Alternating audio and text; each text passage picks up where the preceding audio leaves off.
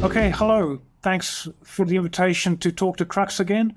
My name is Neil Young. I'm the Managing Director of Elixir Energy, an ASX-listed energy company that is focused on both traditional natural gas exploration in Mongolia and in Australia, and also is facing the new world as well in terms of an energy transition asset too.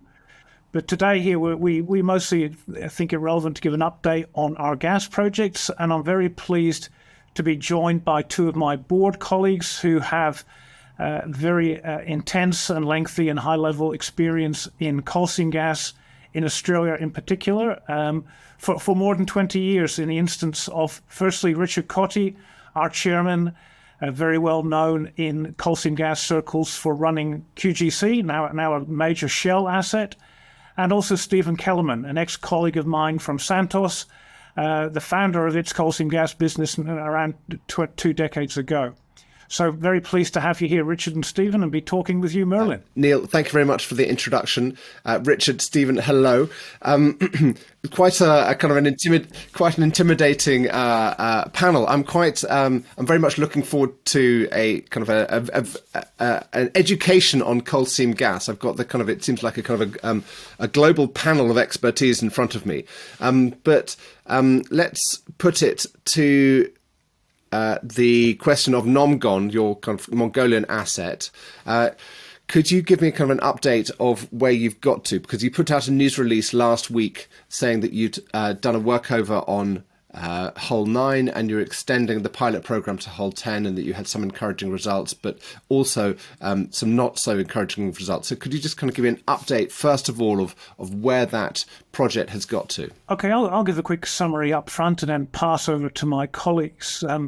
So the Nomgon CBM pilot project is the first one that we've done, and indeed the first one in Mongolia's history. We commenced late last year in flowing gas and water, and we got very early gas breakthrough. Then over the earlier months of this year, we saw the gas rates increase. But in more recent months, we've undertaken some mechanical repairs to pumps, undertaken some well workovers. And then last week, we announced that the pilot had come back on, that one of the wells was shut in to measure communication with the other wells, that the well known as Nomgon IX had come back successfully, but at a lower rate than had previously been measured. But overall, we were encouraged with the progress being made, that we would extend the pilot for a period into the future, and that we would add another well in the pilot location to give us more information. And the purpose of a pilot is to give information so our geologists and engineers can determine the next path forward and determine whether the mix of various factors, of which flow rates are only one, can lead us on the pathway to declaring a commerciality in this initial small area of our large PSC. Thank you very much for that. There's quite a lot for me to unpack in that. I'm not a coal seam gas specialist. Perhaps could Stephen, with the engineering background, could you just kind of unpack for me or just explain to me in simple terms one of the things that Neil mentioned just at the beginning, which was talking about establishing the flow of water and the flow of gas, and then gas breakthrough. What are you looking for? And then also communication between wells. Could you kind of explain that in a little bit more detail or in simpler terms for a layman? Yeah, if you took them on, look, all coals are different, and you've got to listen to what the coals tell you. So in Nomgon, when we did the early exploration work and the injection fall-off test and the sampling, we found that the gas content was, on a received basis, about 5 cube metres per tonne, or dry ash free, about 7 to 9 cubic metres per tonne. At that depth, that sort of indicated that this is close to saturated or oversaturated. That means that you've got very little pressure reduction to get the first gas coming out the coals. When we started the pilot back in October, November last year, we got gas on the first day, and that tells us that we are very close to saturation of the coals. In other words, at the reservoir pressure, the coals are holding 100% gas. That's a good thing. You want to have gas saturated coal. I mean, forgive me, this is really basic stuff, but Just Yeah. because a lot of the viewers of this won't know exactly how coal seam gas works, so I just want to really kind of simplify it. Maybe I'm best to do the simplification, as I don't have. Okay. Yes, perhaps. Richard, perhaps. I'm probably more of a layman. Look, essentially, gas is trapped in the coal itself. The coal is both the source and the trap for the gas. Essentially, it's held in by both molecular combinations, but gas and coal both being hydrocarbons, and water, which needs to escape first. When you talk about issues such as saturation, it is how much of the coal is saturated with gas. At 100%, it is fully saturated. Sometimes you even get it oversaturated because the pressure is in there, and sometimes under. But the higher the gas content, the higher the gas saturation, the more gas you have that can be extracted from any given area of the coal. So what you're trying to do is to bring the pressure down by flowing the water. That will release the gas that's held in the cleating of the coal, in the little irregular holes that's in coal whenever you break it out. And then eventually, that bringing the pressure down will break the molecular bondage, which is holding the remainder of the gas within the coal solids. Does that sort of help? Yeah, absolutely. So in a pilot test, the first thing you try to do is you try to flow the water, and that is to show if the water doesn't... The flow of the water presumably depends on the permeability of the coal, so whether it's over-compacted or not, or whether you can just kind of get water out. Correct. Both the permeability of the coal and sometimes even a low water make just means that it's oversaturated with gas. But basically, you're just trying to take down the pressure. Okay, and then you mentioned the word gas breakthrough, and is that the first kind of the gas in what do you call it, in the cleating? Okay, you flow the water to reduce the pressure in the reservoir, pressure in the cleats, and as the pressure drops, the gas dissolves out of the coal. So the gas flows out of the coal with a drop in pressure, and the idea is to... most coal seam gas reservoirs have water in the cleats, 100% water in the cleats. You've got to reduce the water out of the cleats to reduce the pressure in the cleat system to allow the gas to dissolve from the coal into the cleat system and flow to the well. What we had in Nomgon was probably gas, a little bit of gas in the cleat system because it's saturated to oversaturated. Hence we got gas on the first day as well as water. Does that explain it a bit more for you, Merlin? Yeah, that does. Thank you. And then so a successful pilot program will show that this works on a single well basis. Can you explain to me and the viewers the relationship with communication between wells? You know, what's the importance of that, and what are you trying to establish there? You're trying to establish the maximum drainage area that you get out of a single well, and obviously, if you've got two wells, if the drainage area overlaps, you're going to get even a higher percentage of the gas recovered. So you don't want to put the second well too close, and you don't want it too far away, because we're trying to help that desorption process. Okay, and where have you got to in terms of the communication at Nomgon? Is this something that looks promising? Is it better than you expected? Is it worse than you expected? Sorry, I was going to say the geology in Nomgon is such that you've got the coals are at a high angle, and there's indications of a fault.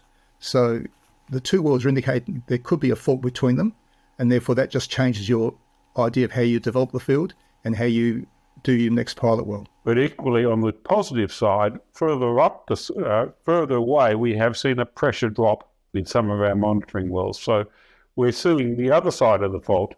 There could be good communication, and that is the reason why we want to drill an extra well, to see if we can actually get that communication and use the fault to some extent to our advantage, in the sense that it will have trapped even more gas this side of the fault. Perhaps, am I wrong to summarise that the coal beds have shown plenty of gas? When you brought the pilot well 9 back on after the workover, reading your news release, I think it showed that you said that you were using smaller pumps. You got slightly a lower flow rate than you did prior or previously, but generally it seems to be working, and you've got indications that you can expand the system, hence kind of well 10. So it's generally positive, but the lower flow rate perhaps wasn't taken well by the market. Is that a fair statement? The water rate was still about 100 barrels a day. The gas rate was slightly lower. That gives you confidence that we're putting gas out of, we think we're the dual system, gas coming out of the cleats and the water is following, and we've got to get the water out to get the pressure in the cleats low enough for the gas to dissolve out the coal. So it's a 2-stage process that we think we're seeing, which is not unusual for a coal seam gas field, which is saturated to oversaturated. It's also necessary to realise that when you stop taking out the water, depending on the permeability of the coal, you'll get a degree of recharge, that is water coming back in from further afield. So it's not unusual necessarily to see that the gas flow rate will be less than when the pump was turned off because of recharge, etc. Essentially, we are working off virginal information. We don't have a geological survey. We're the first in the country to go ahead. So there's a lot of new information that we are discovering. And we'll continue to discover, and then before we actually get to the perfection of where we want to, what we're saying is that for this first shot at it, it has worked as well as can be expected from our experience of running very successful companies in the past. The first shot is not necessarily the same as what your 10th shot will be like, because you've got experience between 1 and 10. Essentially, this has had good water make, good gas rate. It has showing communication from afar, and we are encouraged by drilling number 10, and we will then see if there is communication between 10 and 9, that you will actually aid in the desorption process, because you'll be pulling from 2 different directions. Thank you, Richard. If I go back to your the presentation that the company published in February of this year, some of the goals for the pilot plant were to dewater the coal and flow gas, to establish kind of a proof of concept for commercial development, and then to enter into an extended pilot test. Just listening to you then, it kind of feels as if you're pretty much on track on that. Perhaps could you give me a little bit more colour, Richard, on where you are in terms of the proof of concept towards commercial development? Look, I think we've, first and foremost, the cost structure in Mongolia is the square root of the cost structure in Australia. So that means that what you need to get, what is a commercial flow rate in Australia is a lot higher than you would need for the same commerciality to occur in Mongolia. In addition to that, because it's closest to one of the largest gas-consuming nations in the world, China, that is competitor, is being trucked or piped or shipped a long distance, it actually is going to get a better price than what you get in Australia, again bringing down what the flow rate is. The idea that we've got 200,000 cubic feet a day off the bat is pretty damn good. It'd be pretty damn good in Australia without going into the lower cost structure and the higher pricing. The fact that the water make is not excessive is also fairly positive from an economic point of view, because one of the biggest costs if coal seam gas or coalbed methane is water disposal. So if you can get more gas out for less water, you're actually totally decreasing your inherent costs. So all in all, I think part of the problem with the market is that it is assuming that we need what Australian type results to achieve Australian type economics. We don't need the same results to achieve the equivalent economics in Australia because of both price and cost. I mean, at the end of the day, as a capitalist, all you're interested in is the margin between what you sell it for and what it costs you to produce. The rest is academic. I mean, our shareholders just want to make money, and I'm one of them. Yeah, no, thank you. That's really helpful. In terms of, but you also mentioned that this is early days in the testing process, and so in some ways this is kind of shot one on a big area in an undeveloped field, in a kind of, in a sense, virgin territory. Being you get the first mover advantage, which is you able to build the land position and kind of establish the ground rules. It comes with the disadvantages as well, the first mover disadvantages, which is you've got to generate your own database. Correct. And there's many a dry gully before we get the water course on this one. There's many a dry gully. Is that a kind of a CGS phrase, CSG phrase? No, it's an agricultural phrase from Australia. But in other words, if you expect to actually get the best result out of the first shot in your locker, you're actually playing lotto territory. It'll be an accumulation of what you do that builds your database, that perfects your outcome, and then you will get a decent watercourse or cash flow. Okay, gotcha. Let's just kind of step back a bit. The gas, I'm not actually sure what the Chinese gas prices are doing, but in Europe we've seen prices falling by about 50% in the last 5 or 6 months. Your share price has only fallen 30% in the last 6 months. Do you feel that your share price is tracking that gas price? I don't know what your local gas prices in China, but have you had that same kind of softening of prices, and has that been a drag on the share price, do you think? No, sure. I mean, clearly, gas prices have been very volatile in numerous markets around the world over the last 18 months since the war was initiated. We saw those incredible spot prices in Europe and in East Asia, like probably $50-$60 an MMBTU, and clearly has come down to, I think recently a cargo to Japan went for $10 an MMBTU.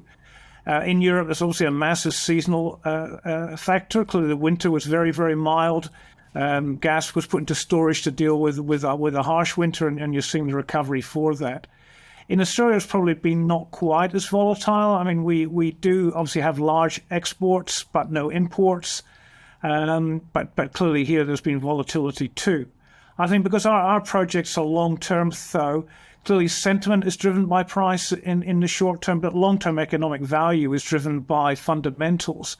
And the fundamentals in China are, as Richard said, it imports gas from every direction over a long way through expensive means.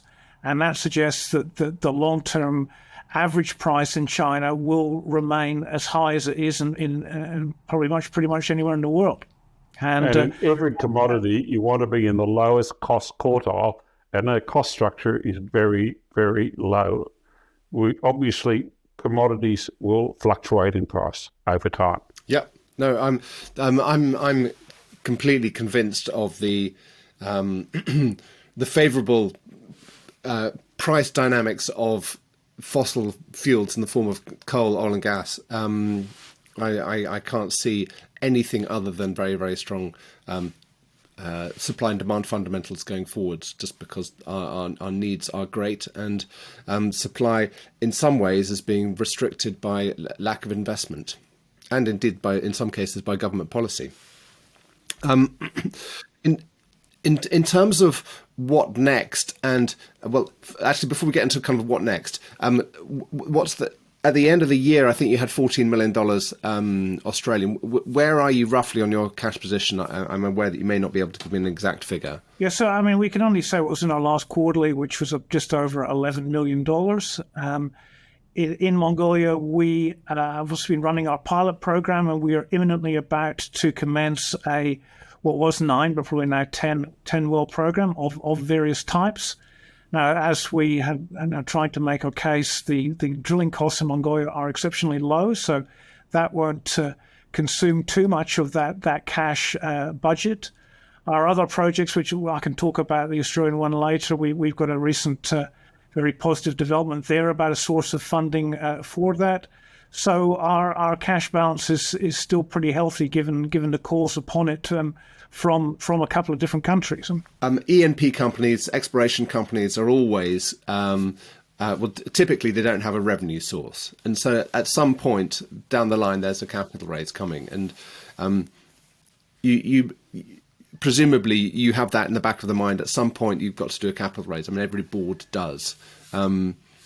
And you continue to have conversations with your major shareholders. What does the institutional portion of your shareholder register tell you about how comfortable they are with and the way the progress is going? So not every institution, it still invests in oil and gas, but those that are about making money, I think, share your view that demand, which drives this market, will be strong for a very considerable period, that in a scenario when supply is constrained by, for instance, government action or ESG concerns, then the obvious economic outcome is that prices will rise to then ensure that demand and supply meet. Now, some of the opponents to oil and gas believe that it is demand is induced by supply, like we're tobacco manufacturers hooking in people, but energy is fundamental to everything human beings do, and I think that is a very false assumption. Clearly, demand drives supply, not vice versa in our industry, and that is the fundamental tenet, which means it will endure and be strong for a very considerable period. I agree. I liken it to when people kind of have closet sexual tendencies that they don't know about, that they're these unwitting, let's say you're kind of an unwitting gay person or something, you don't actually recognize it in yourself, but everybody kind of who has got a little bit more experience can see it from a mile off. I feel it's now the love that cannot speak its name is that all of these environmental activists, in fact, every human on the planet is a closet addict to low cost, available, versatile energy, and it comes out when there's a shortage of energy. But that's perhaps a little bit radical for this conversation. Yeah. But in terms of you don't expect us to comment. No.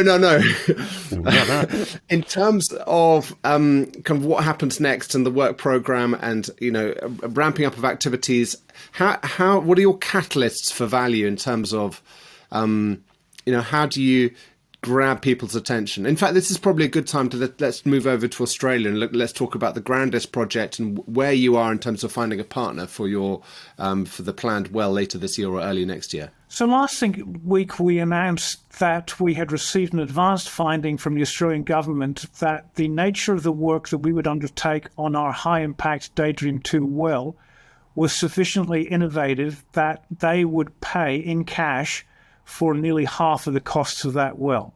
So 43.5% is the exact figure. Now that clearly indicates that we have in effect a partner, but who is not getting any equity in the project. So it's the best partner of all. So that was really fabulous news. So going to your point about catalysts, this is quite a different sort of well than our coal seam gas wells. It's deep. It's targeting a play with a very large amount of known gas in place. Where the innovation comes in is applying fracture stimulation techniques to liberate that gas again in a commercial fashion, And if it is, it's very proximate to infrastructure that connects to Australia and the world. So a successful well there will be high impact. To round back again in terms of partnering, we are engaging potential partners, but our need for partners is clearly significantly reduced given the great success in procuring this Australian government support. So we will only pick a partner if they add something more than a monetary contribution. I'm slightly kind of gobsmacked that they're paying for 43.5% of the well, because when I read the news release, it didn't explicitly say that. It said that it would help with R&D and enhanced stimulation techniques. I wasn't aware that it was they were willing to pay for that much for the entire well. I thought it was just for a kind of either pre-well analysis or post-well analysis. I didn't realise it was for actually the whole thing. Well, Richard's an ex-lawyer, so he might forgive me for this, but I probably got the lawyers too much involved in writing some aspects of the announcement. So it's a good tip from you that wasn't clear, because clearly you're a sophisticated reader of these things. But yeah, the nature of these things is, when properly crafted and documented, is that if the objective of the activity is actually apply the innovative technique, then everything that goes towards that qualifies. So although the fracking is the key innovation here, but you can't do that until you drill the well. And so the well counts as part of the activities too. So it's a really significant contribution. 43.5% of the trial. Right. Yeah, which includes the well. And so when you say you were looking for a partner that's going to contribute more than money, what kind of attributes would that include? Is that deep drilling expertise? Is it that particular? Well, you tell me. I won't put words in your mouth. Someone who provides great technical capability would clearly fall into that category. But what we've been probably favouring, without being too exclusive, is that someone who could provide gas marketing throughput into, say, Japanese markets, like a Japanese trading house, would provide, obviously, money, but also then an ability to access international pricing through partnering with them. But just to recap, with this government support, we don't need a partner. If we get a great one, we'll pick it, but we probably don't need one. It comes down to having to raise capital at your current share price or not, really. I mean, I think that's it slightly becomes a dilution and a balance sheet thing as well. Exactly. It's dilution at the asset level or at the balance sheet level. And we are still working on one or two other things as well, which are not yet at the point of fruition where we can announce them, but could also give some quasi-non-dilutionary contribution towards costs as well. It's always a perennial question when you fundraise, whether you fundraise after you've de-risked it, how far do you de-risk it, etc., before you fundraise, or do you share the risk up front? And obviously the board's going to be considering that in the light of the circumstances at the time. But it is always important that you've got a place to sell it. So obviously marketing is very important. And just in terms of going back to Nomgon, to try and understand the timeline on that in terms of how much further the well test is going to, the pilot programs are going to run, and when do you kind of reassess and what are the various steps towards commerciality or kind of further de-risking in terms of infrastructure and planning? I mean, are we talking, is this likely to get tied in 5 years' time or 10 years' time or 2 years' time? Just kind of, can you give me a bit more understanding on that, please? I'll go first, Richard. I think that the time frame for the flow test will really be constantly reassessed depending upon results. Particularly for the first well, the ability to predict the future is relying on less data. We'd certainly hope for considerably less periods than you've mentioned, but there are instances around the world where there have been sustained periods of, for instance, water flow before gas breaks through. But we think in given the characteristics here of high gas saturation that we mentioned, it should be considerably less than that. So we will constantly reassess, but I think it'll be towards the lower end of the scale or lower than you mentioned. Okay, good. In terms of kind of the news flow for the rest of the year and potential spud date on at Grandis. Perhaps could you just kind of almost to wrap up, to kind of tell me what the kind of the work plan looks like for the next 6 to 12 months. Okay, so on Mongolia, we'll follow the pilot for that indeterminate but hopefully not too long period that we said. We'll drill the additional pilot well. We'll also prosecute a 9-well program of mixture of exploration and appraisal wells in Mongolia, commencing imminently and then proceeding over the rest of the year, but hopefully wrapping up before the true depths of Mongolian winter. The Nomgon well, we've always said to the market that the timing of that depends upon rig availability. And below the water, our duck legs are paddling furiously on that. There are a number of other operators doing work and planning work, both big and small in the region, and we're engaging with the various service companies on that. And we've announced a timetable of around year end, and that's still our public position. Sorry, you said Nomgon, but I think you meant Grandis. I did, yes. Sorry, my misstatement. So those are probably the biggest things. We do, of course, have our hydrogen project that we've mentioned before in our interviews. The ownership of our Japanese partner changed recently, probably for the good, with a member of the Toyota group, Toyota Tsusho, the trading house member of that group, taking a majority stake in our SoftBank-owned entity. And all communication with our Japanese friends is that the interest in the project on their side remains strong. And it's probably interesting to observe that of all the global motor manufacturers, Toyota's been one of the biggest promoters of hydrogen over electric vehicles. I'm sure it's doing both now. It's big enough to do so. So we might see some developments as that partnership matures as well. Neil, thank you very much. Stephen, I'm sorry we haven't drawn on you very much. The connection hasn't been so good with you, so it's been difficult to integrate you into the interview. But it's been a pleasure talking to you. Likewise to you, Neil. And Richard, perhaps to see us out, could you give us kind of a few salutary remarks kind of in a chairmanly fashion about how you view this company and relative to what you've done before and other things that you've kind of seen in the space? Clearly, the Australian leg of it is pretty interesting in the sense that it could be a multi-TCF type play. So it is the really big earner if it comes in. And clearly the Australian market is desperately in need of more gas.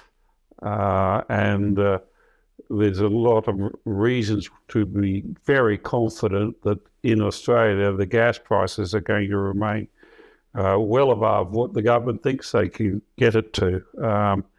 The Mongolian stuff, the price is so high, etc., that virtual pipelines may well see the development early of it, but we are pretty confident that we're going to have an economic pilot as a result of what's happened at Nomgon.